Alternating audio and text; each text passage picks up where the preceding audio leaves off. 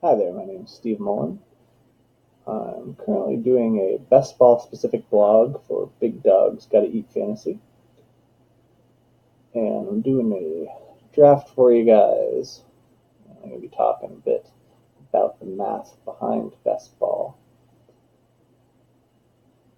I'm focusing on that as opposed to player analysis. So if you are not interested in the math, this video will be a little dry for you. But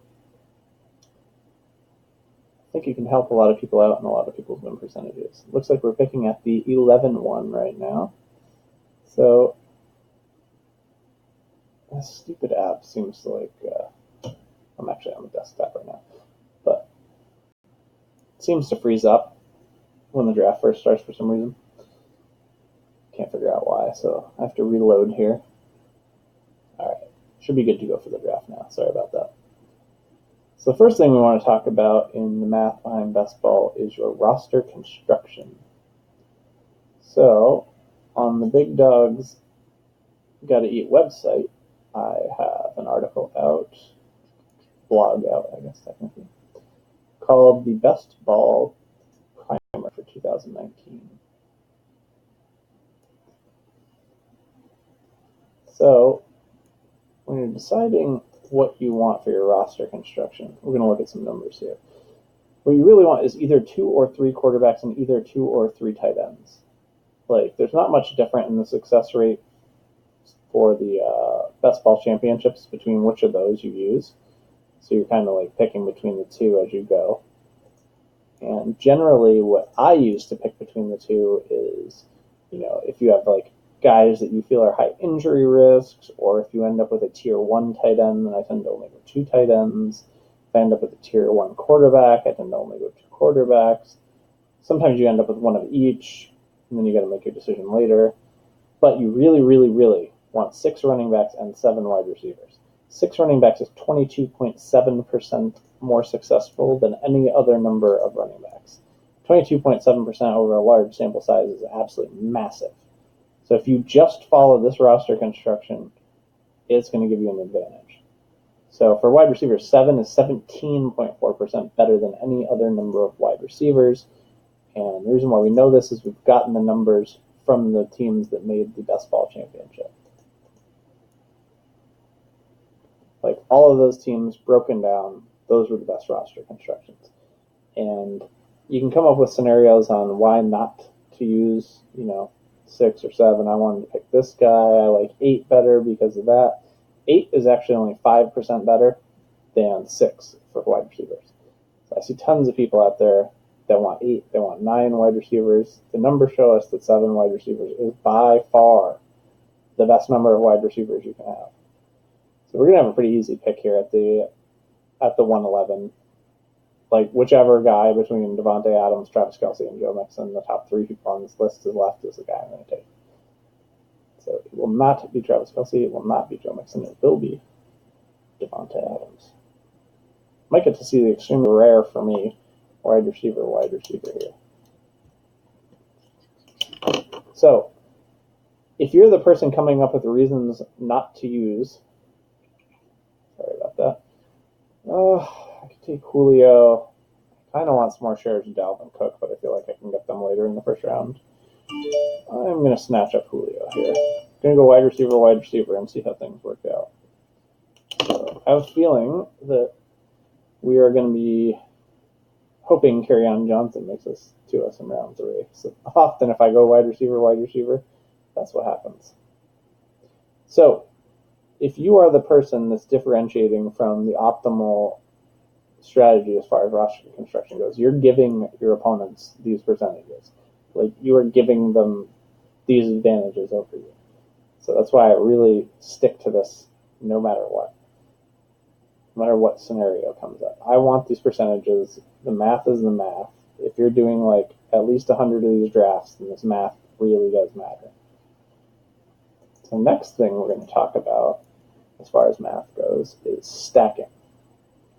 So I have an article coming out next Monday, 6/24/19, about stacking. So in daily fantasy, whenever someone's trying to win a GPP, a multiplayer tournament, the way they do that is by stacking. So I'm going to pull up. I'm going to pull up a chart right here. This is the DraftKings stacking correlation matrix. So the reason why I care about a DFS strategy for best ball is because best ball is closer to DFS than it is to season long. I know it lasts all season, so you would think, oh, that's got to be closer to season long in DFS, right? But in season long, you're playing one team per week. In best ball, you're playing against, in a 12-team league, you're playing against 11 other teams each week. So it's basically a GPP, 16 of them in a row. 16 GPPs you're playing in a row. Now, they're cumulative, obviously. So that's where, having... Wow, my computer screen just went out. Brutal. So that's where having your depth matters. That's why all 18 of your players matter that you draft, and you don't want to be drafting multiple handcuffs that just give you zeros week after week, because all 18 of your guys need to kind of be on board. That's not saying you can't pick one handcuff. Having a handcuff can be fine, especially like a high-end one. But week by week, you want to be looking at it like you need all of your guys. I don't know what's going on with my computer screen. I think it's had enough of this recording already. I need to get a new computer for doing this, and I am planning to do that. So looking at this matrix, we're going to look at how quarterbacks correlate to their weapons. So a quarterback scores 1 point. For every 1 point the quarterback scores, a wide receiver 3 on average gets 0.28. A wide receiver 2 gets 0.33. Wide receiver 1 gets 0.46. Tight end 1 gets 0.33. RBs are obviously less correlated to quarterbacks. So an RB2 gets 0.06. An RB1 gets 0.08 points per point by the quarterback. So this is gonna, by correlating, your big weeks are going to be bigger and give you more of an advantage over the course of the season.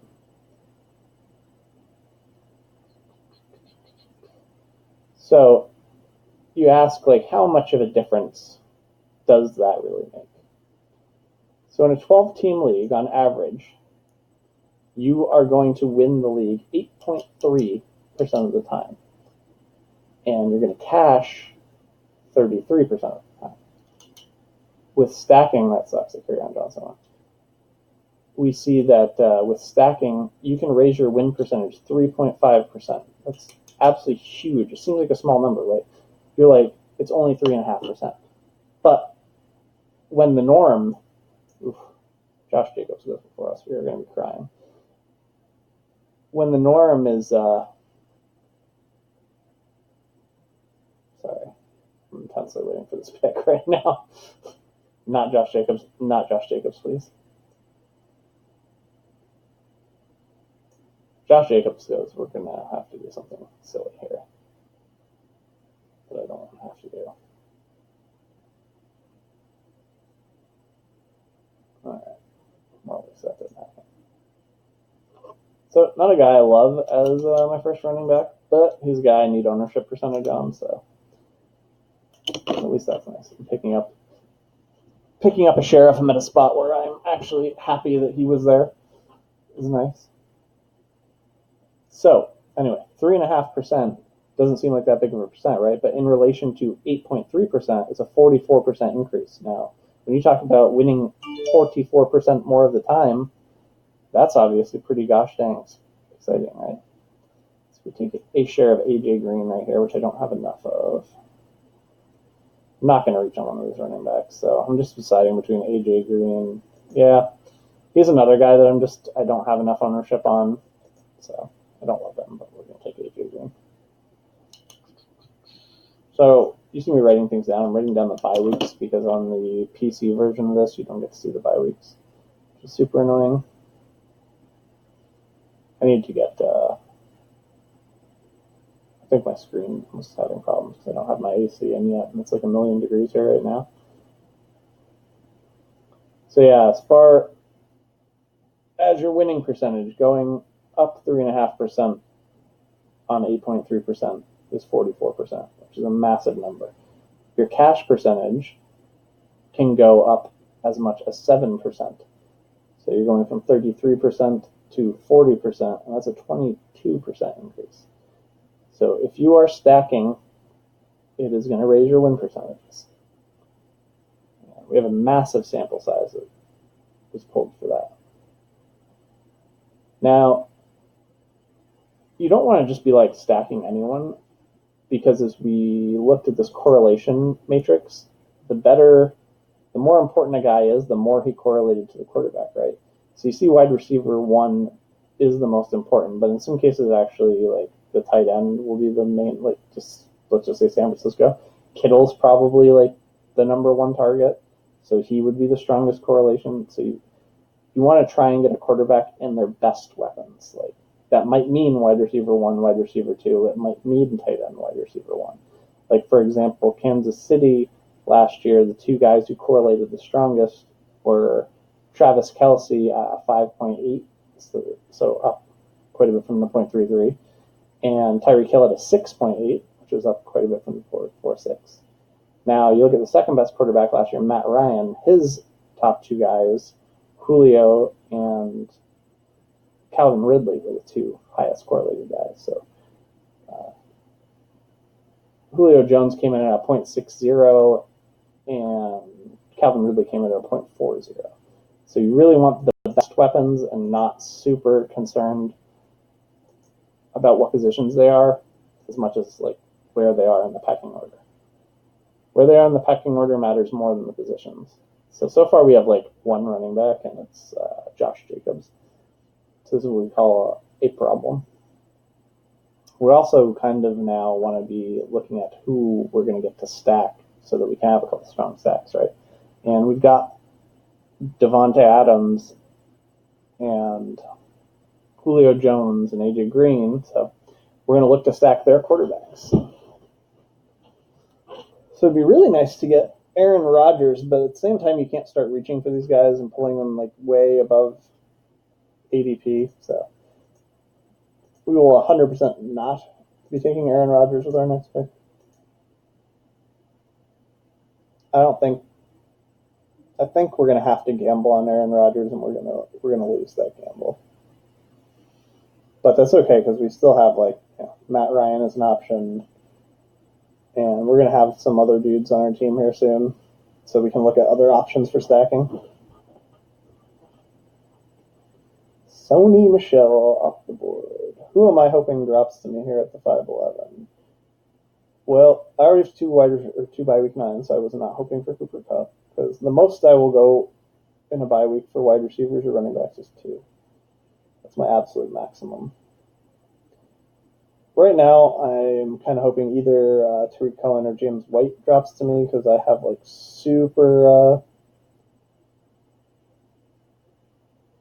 low ownership on James White. I have quite a bit on Tariq Cohen. I just like Tariq Cohen a lot. I'm also kind of hoping DJ Moore drops to me. This is probably going to be an easy choice, because I'm either taking DJ Moore, James White, or Tariq Cohen. And all 3 of those guys can't be gone by the time it's for us to pick. I think Tariq Cohen is considerably better than James White. Like, he had, how many points did James White have last year? So we could take DJ Moore and go for Lamar Miller.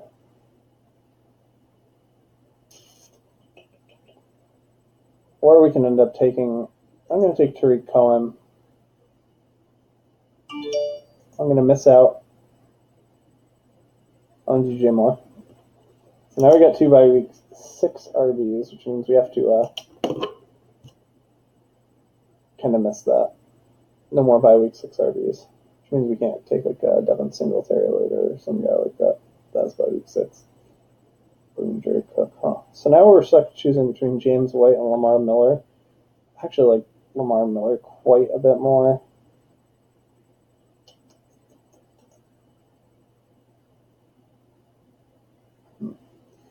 All right, we're going to take Lamar Miller. The guy after me must be pretty excited to get James White. It's like, that one was a tough decision. So the dream for us at this point would be for Aaron Rodgers to drop to us in the next round. And we could scoop him up around 7, and we could have a stack of Aaron Rodgers with Devontae Adams. But the odds that Aaron Rodgers lasts back to us, so there's not much chance of that happening. Usually goes too soon.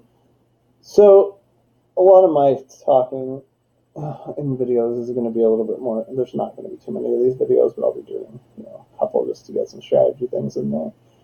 I'm going to talk more strategy. I'm not really talking like player rankings. If you want player rankings, go hit up my boy Nick Ercolano at Big Dog's Got to Eat Fantasy. He's got a draft guide. They break down all the players. They're far better in the ranking of players than I am. My specialty is in best ball only, and I'm actually like just starting to get really sound strategies and stuff this year, because last year was my first year doing it. I didn't really understand it. I thought it was awesome and interesting. I used to play poker, so like all the percentages and stuff, that kind of thing was interesting to me. But last year, I had read some articles about best ball, and they were talking about the best, roster constructions being 3-6-6-3. So you took 3 quarterbacks, 6 wide receivers, 6 running backs, and 3 tight ends. So this year in my research, I found out like that was completely not correct. Like 100% the best roster construction is to have 6 running backs, 7 wide receivers, and then choosing between 2 or 3 quarterbacks and 2 or 3 tight ends. Hunter Henry off the board. Is this like Andrew Luck is still on the board? That's nice. The quarterbacks go like so random. Like there's such a wide range that these quarterbacks seem to go in. Like Luck sometimes goes in around 4, sometimes they're in around 7. Really, I guess depends on how much your league mates care about that position. But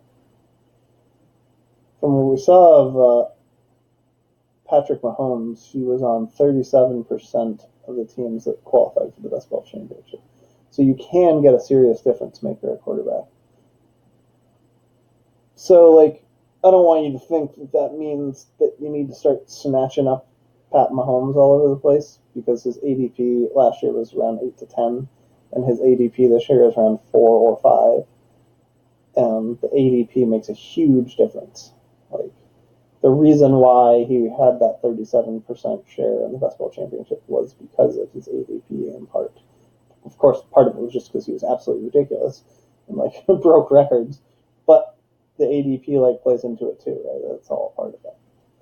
So if there was a quarterback this year that I was to think is going to break, there goes Rodgers, is going to break the mold sort of on best ball, it would actually be Deshaun Watson, because you can get him in round 7. So if you snatch a Deshaun Watson in round 7, it's not too different than getting a Pat Mahomes, around 8 to 10 last year. Because Mahomes could regress, right?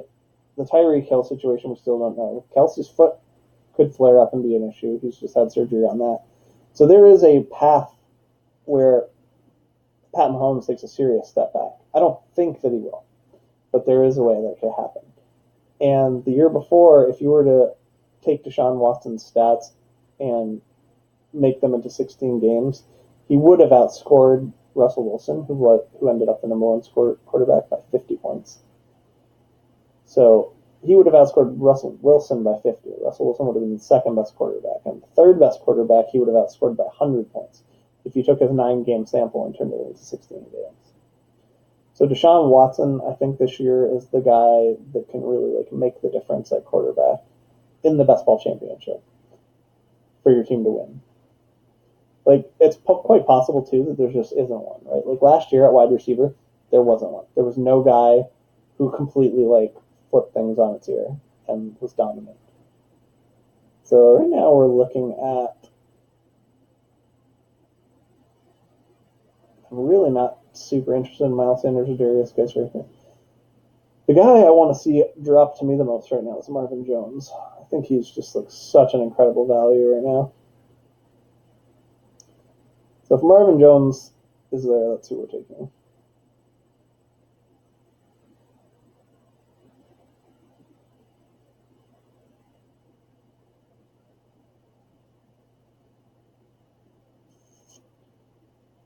If he goes, then I guess we have to come up with a new plan. Nice. So let's snatch up Marvin Jones. And then, see, Marvin Jones for me is just too good a value to pass it. But what we're really hoping happens here is that this guy doesn't take Matt Ryan, so that we can get our stack of Matt Ryan with Julio Jones. And we're going to kind of bite the bullet at tight end. Like, we could grab a tight end here, but I really want the Matt Ryan Julio stack. Like, I don't really want Dalton, then I would have to have a Dalton AJ Green stack. Stafford Marvin Jones stack would be stacking like the number 2. I think Galladay's the one. The number 2 most important player with him. So I really want to secure that strong stack in Matt Ryan and Julio Jones. Now we've done that. So all these stacks kind of matter, right? If you don't want to get like crazy about things. Start taking guys like a whole round and a half or 2 rounds above ADP just so I can be like, oh, look, I have this stack, because you're going to get killed, right? Like, you need to get your value. That's more important than these stacks. But these stacks will add extra percentage points. Like, I'm sure if the sample size was people making ridiculous picks just to get the stacks, then the ownership percentages would be lower.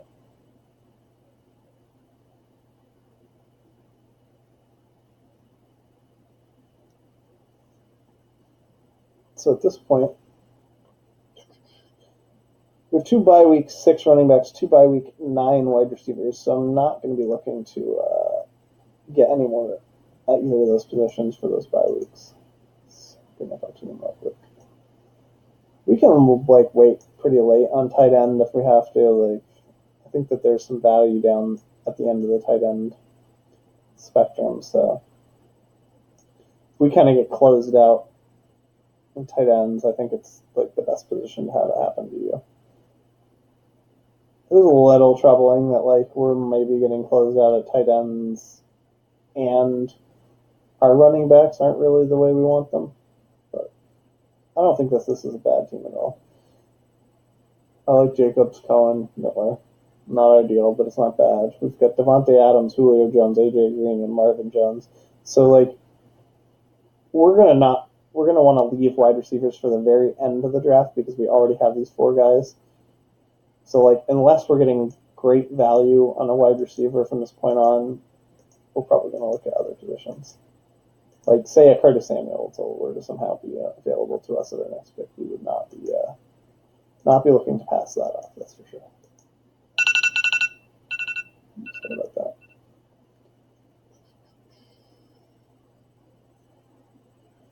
I hate it, having to wait so long when you're near the ends for these picks. So yeah, Big Dogs Fantasy, they got a 2019 draft guide available. And got all kinds of player analysis. And the idea behind their draft guide is to make you better at fantasy football, not just to give you picks for this year, right? They're giving you strategy and ways of thinking to make you better at fantasy football in general.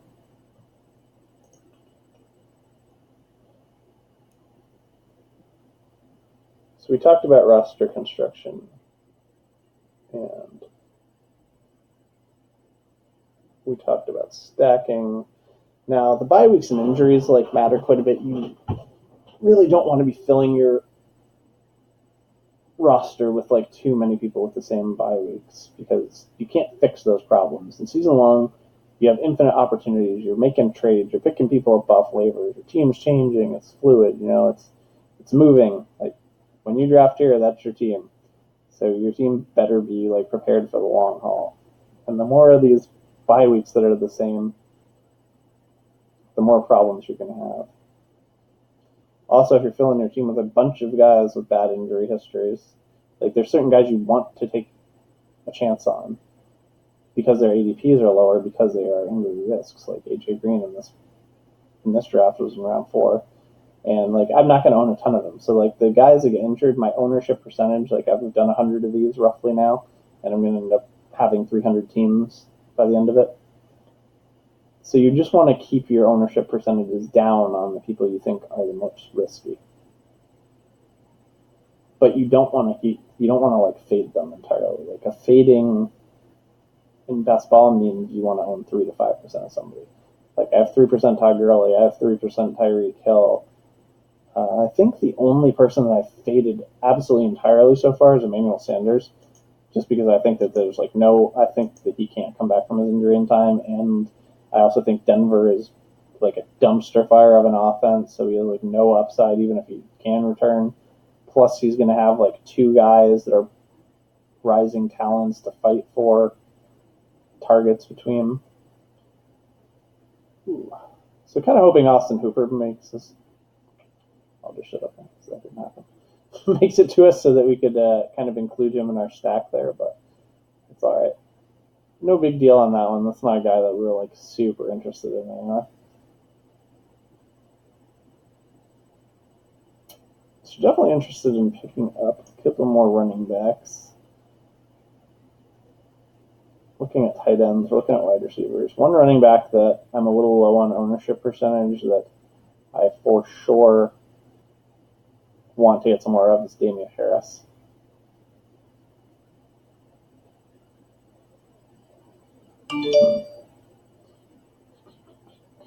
So I think what I'm going to do here is there's just like no tight end I'm interested in right now at all. I'm going to take Deshaun Jackson because he's the wide receiver I want the most out of these.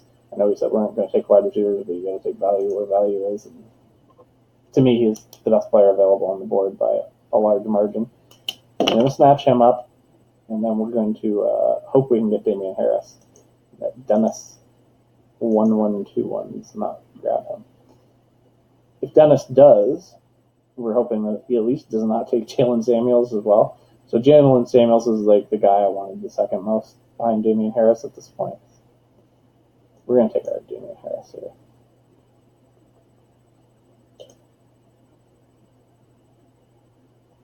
So this is probably like a half a round early on Damian Harris, but I only have 4% ownership on him, and I'm trying to get it up a bit.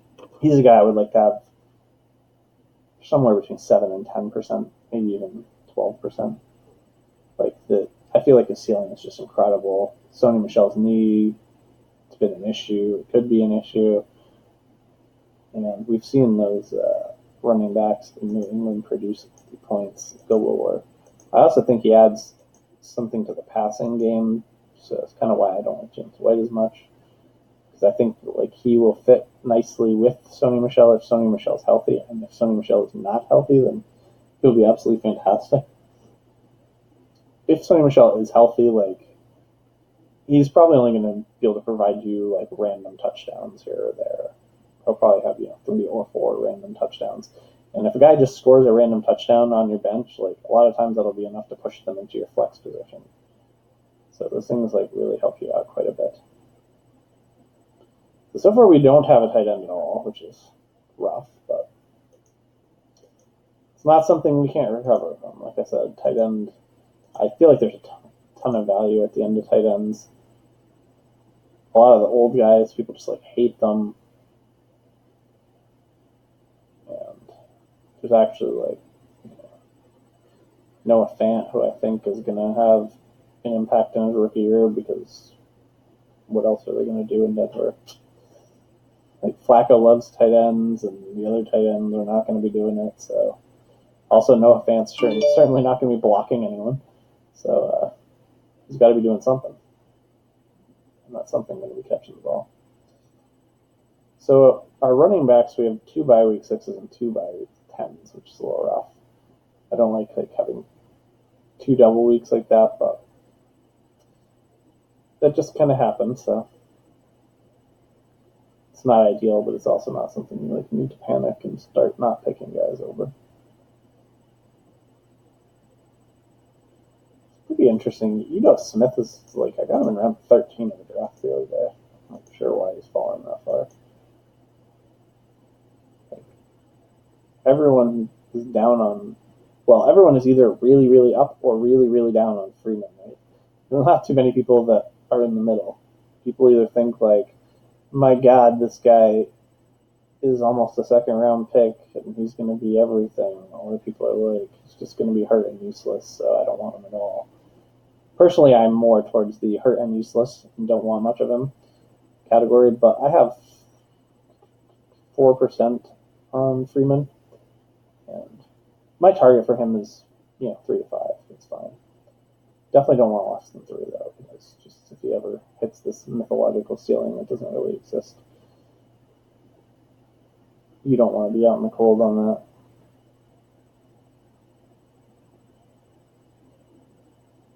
Still no tight end. Wouldn't hate Trey Burton lasting to us, but don't think it's terribly likely. Pretty sure we're going to end up with we're going to end up taking Goddard if he's there, because at this point with our tight ends are going to be weak, right? So we need a guy that can absolutely smash the ceiling. And if something were to happen to Ertz, then Goddard's a guy that's going to win you your league because he's that good. So if something were happening to Ertz in preseason, Goddard is a guy that you want. Right now I have him on both my best ball championship teams. I think you want him on everyone. Everyone that you can get him on. But you don't want to start reaching. Just if he's there in round 10 and you're in the best ball championship, you want to be in Dallas Goddard. Because if something happens to Ertz in preseason or week 1, 2, 3, we saw that tight ends made a huge difference last year in the best ball championship. That guy at that price point would certainly push the needle on the best ball championship. The best guys last year were Kelsey, who was 30% owned, and on best ball championship teams. And then there was Jalen Samuels, who was backup running back that qualified at tight end. And he was a lower owned, but that's just because there was a tiny drafter who wasn't drafted at all.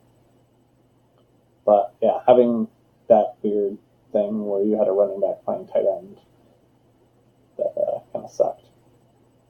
Didn't really make much sense. We could be going double tight end here. Wouldn't hate smashing up a Peyton Barber.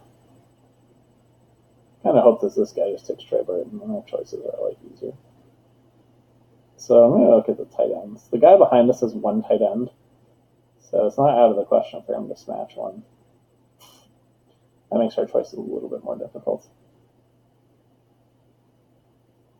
Definitely going to be looking to fade the running back here. Trey Burton. All right, that makes our choice. I'm not passing past Goddard here. Even though Goddard is technically going to be my number 2 tight end, whoever else I grab, Delaney Walker, will be technically my number 1 tight end. I just don't want to miss out on a guy with that type of upside. So it's back to us. We're going to smash up Delaney Walker here. I think he could have a serious bounce back year if he can recover from this injury, which so far he has not recovered from.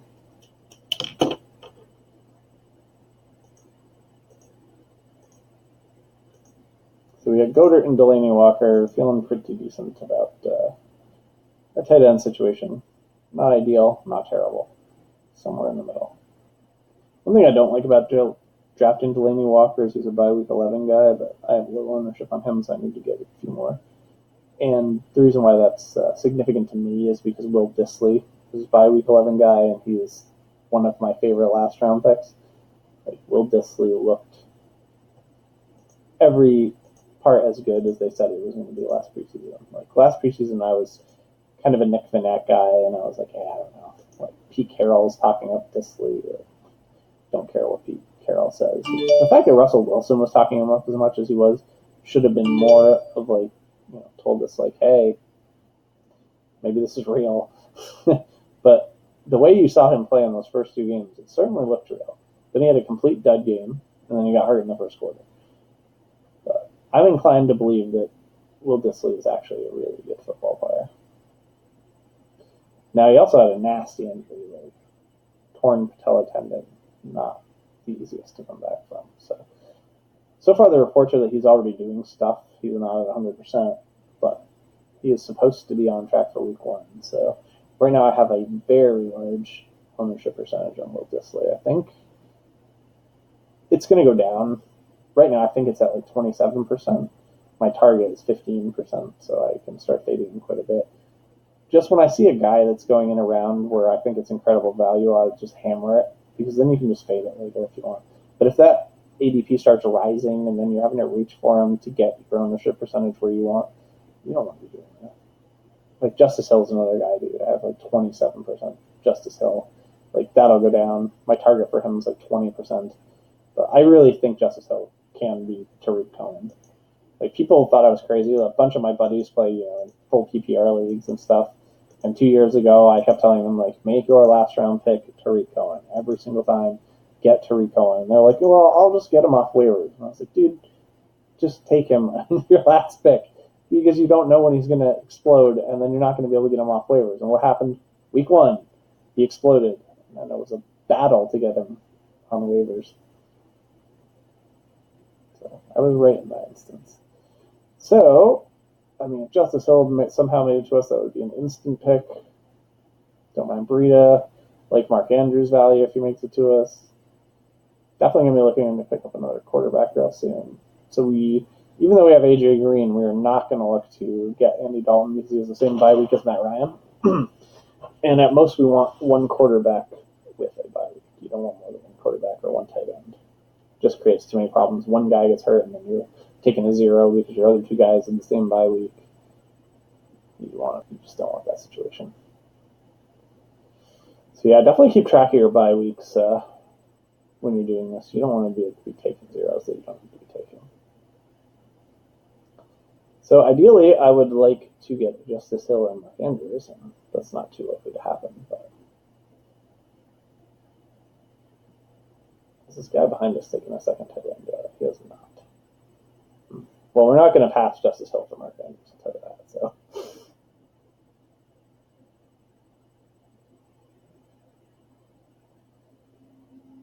Then we're going to be looking to back up Matt Ryan. There goes Justice Hill. That sucks.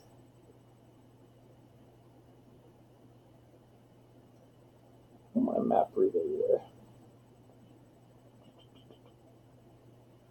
Could wait on quarterback and see if I can get somebody from that Derek Carr grouping, and then if everything is horrible, I go for Nick Foles or Mariota. I do have Delaney Walker already, so I could go for like a Mariota, Delaney Walker, AJ Brown stack. So because that's in play, I'm actually going to not take a quarterback during these 2 picks. I'm going to take Mark Andrews here, because I just think he's the best value on the board by quite a ways.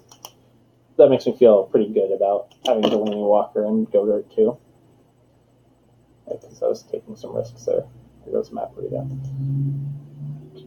I like John Brown pretty much. Can't take Devin Singletary. I'm not taking Alec Madison here, so I'm going to take John Brown.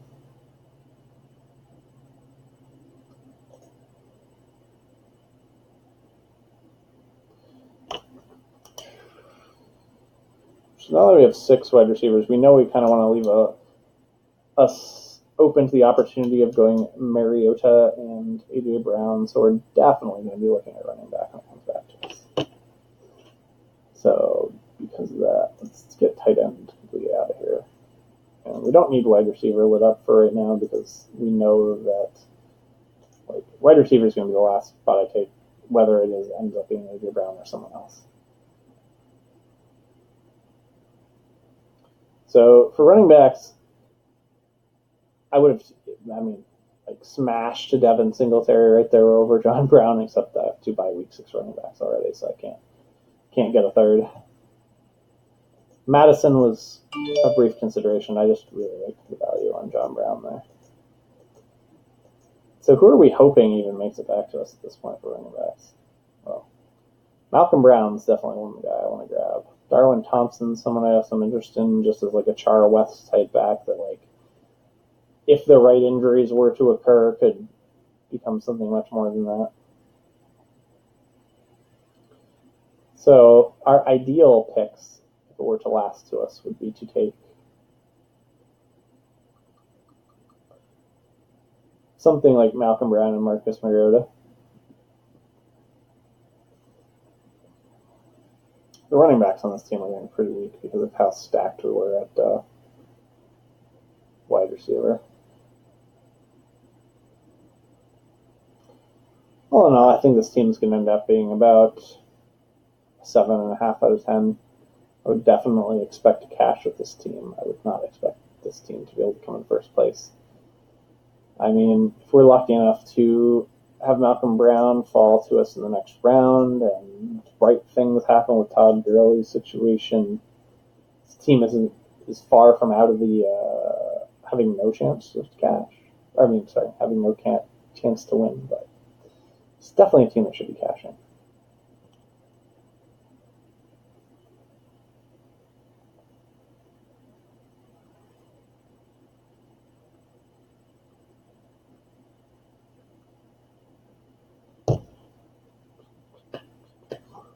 Antonio Callaway. This guy I have a few ownership shares of.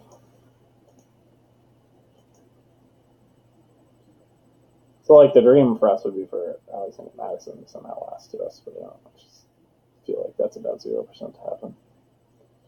Whenever I feel like it's something that's not going to happen, it does not ever happen. Wow, that is a Nick Foles before Sam Darnold, Derek Carr, and Matthew Stafford.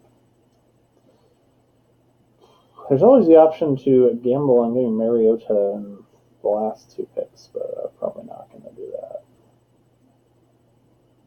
Every time I say something like this, like someone just pulls Mariota out of ahead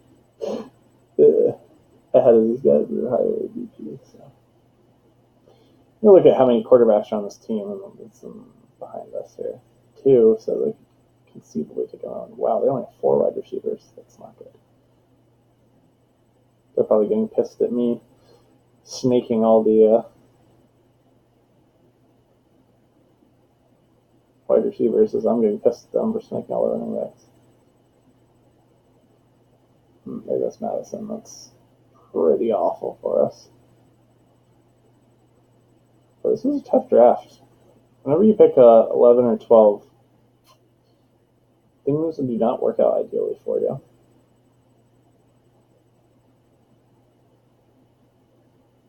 Interesting, though, and challenging, which is nice. Let's take a look at the team while we're waiting for these picks here. So, our quarterback situation, I think, is fine. Matt Ryan's like one of the best quarterbacks. He finished as the second best quarterback last year. As long as we can, we really don't want Andy Dalton with him because they're saying bye week, so it's something that cannot happen. So Andy Dalton basically to us doesn't exist. So the only choices we got left really that I'm comfortable with are Derek Carr and Marcus Mariota. I do not want anyone else after that. Because of that, if it gets to our pick, I'm going to take Marcus Mariota and gamble on Malcolm Brown making it back to me. Oh boy. If this guy picks Marcus Mariota, we are in trouble. We cannot take Andy Dalton.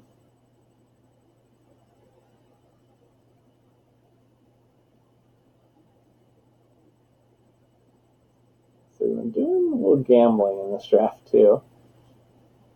All in all, it hasn't worked out too terribly.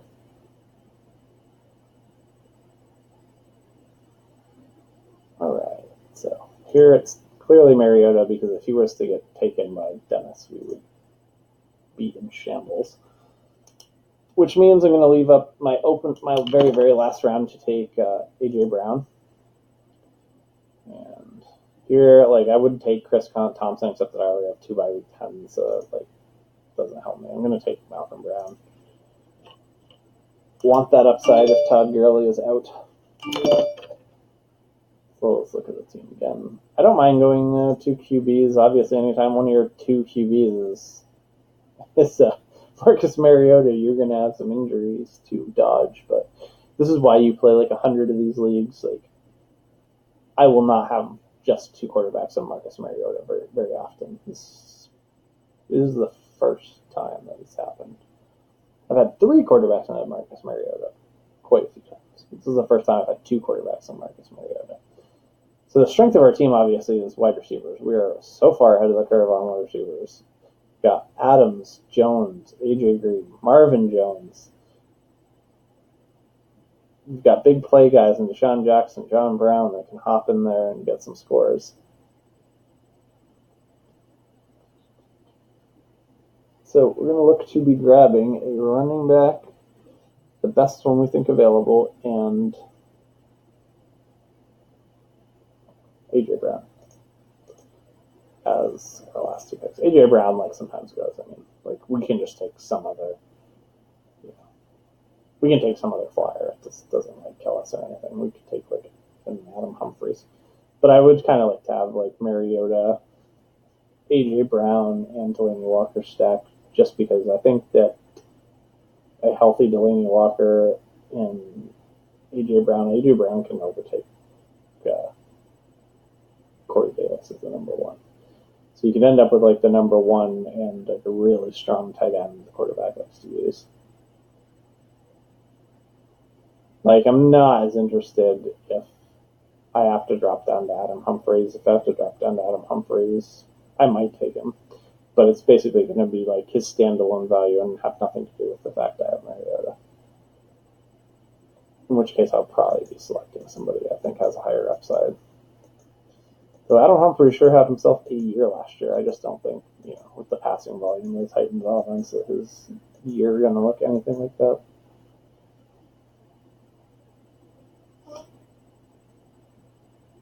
Definitely have a ton of interest in Albert Wilson if he's still around when we pick. So we want A.J. Brown. As far as these running backs go, we can't take Thompson or Armstead because we already have 2 bye week times. So that kind of stinks because these are both guys I like. We also cannot take Jalen Richard because we have 2 bye week sixes. So in a little bit of a tight spot there. One of the guys I would like to see drop down to me here is Darwin Thompson, because I think he can fill a Char West role in that offense, and then with the right injuries, be rocking and rolling. I'm also pretty interested in Chase Edmonds, because if something happens with David Johnson, then he can kind of go off. The fact that we already have Malcolm Brown, who's a bit more of a pure handcuff, I would rather have Darwin Thompson, who I don't think, like, Darwin Thompson doesn't need an injury. I think he's going to have, that third down role, third and long, and a 2-minute drill role that Char West used to have in that offense, which was, like, good enough to be getting in there some weeks for your fantasy.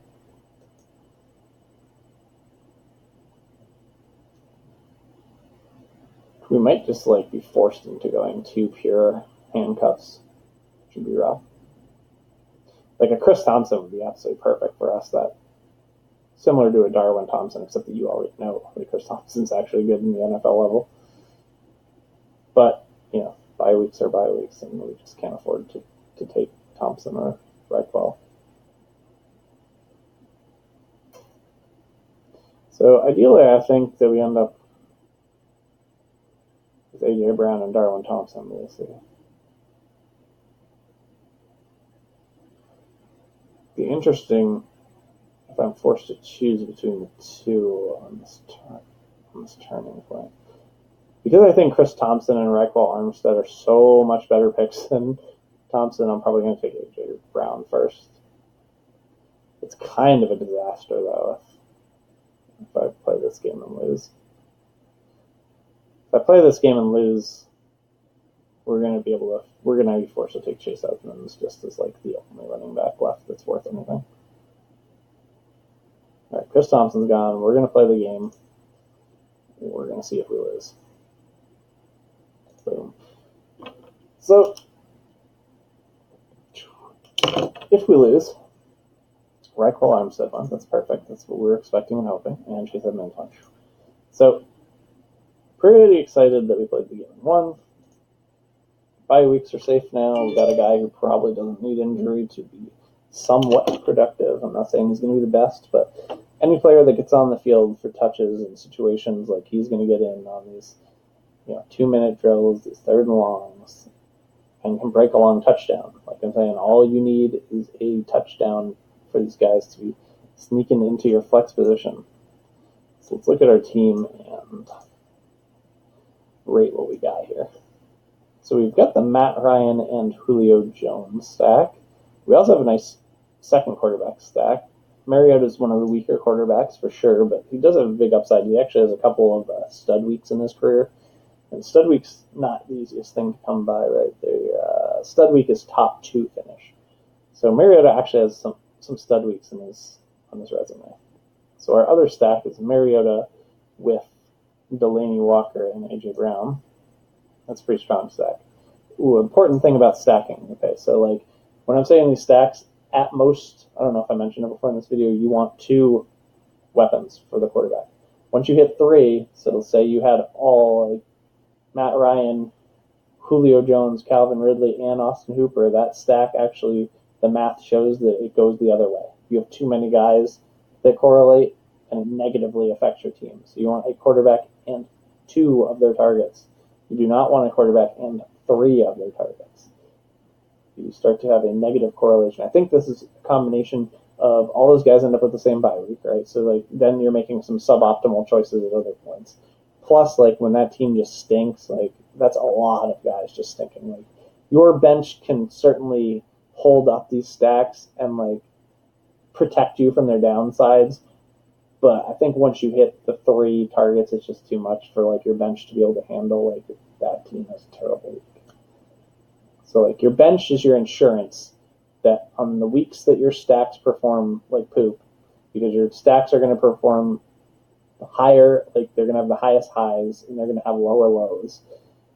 Your bench can save you from this. Like that's the reason why you're drafting 18 players. But so yeah, the point was quarterback 2 of their targets, not 3. 2, not 3. All right. So it looks like this draft is about to wrap up. So yeah, we have Matt Ryan and Julio. We've got Marcus Mariota with Delaney Walker and AJ Brown. So our 2 quarterbacks, Ryan, Mariota, that's fine. It's not fantastic. It's B minus, C plus. Our running back situation of Josh Jacobs, Tariq Cohen, Lamar Miller, Damian Harris, Malcolm Brown, Darwin Thompson.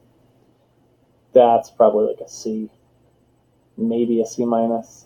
Really depends if Tariq Cohen's Tariq Cohen like of last year, then it's a C.